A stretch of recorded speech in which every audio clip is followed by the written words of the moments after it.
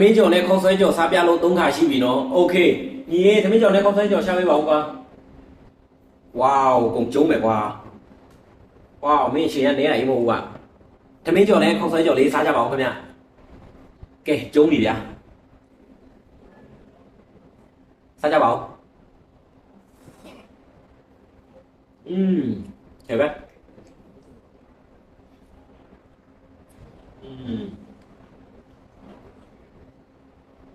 စားကြပါဦးခင်ဗျ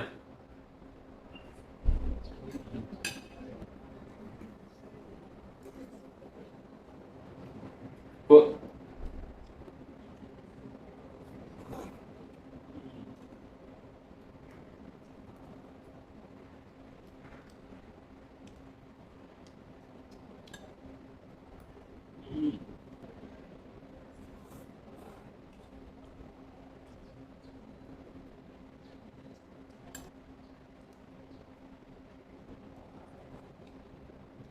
ရွှေလေးတော့ရအောင်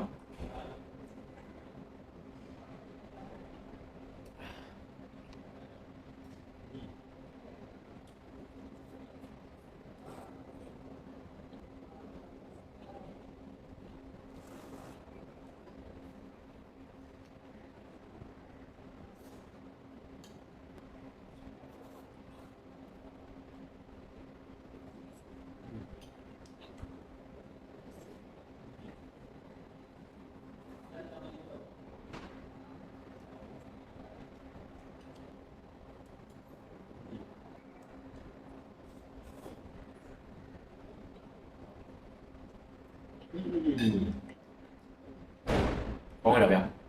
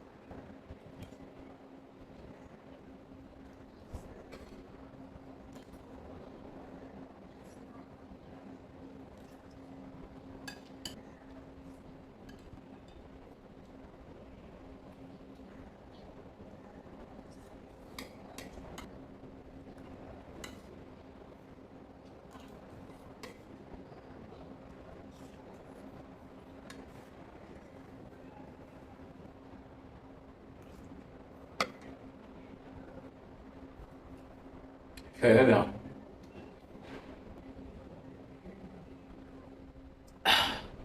ကဲကုန်သွားပါပြီခင်ဗျာဒီဗီဒီယိုလေးကတော့ဒါတော့ပါပဲဗျနောက်ဗီဒီယိုတွေမှာလည်းဗာဒီဆဆပြစီစဉ်သေးလဲဆိုတာကိုအော် comment လေးထဲမှာရေးသွားပြကြပါဦးနော်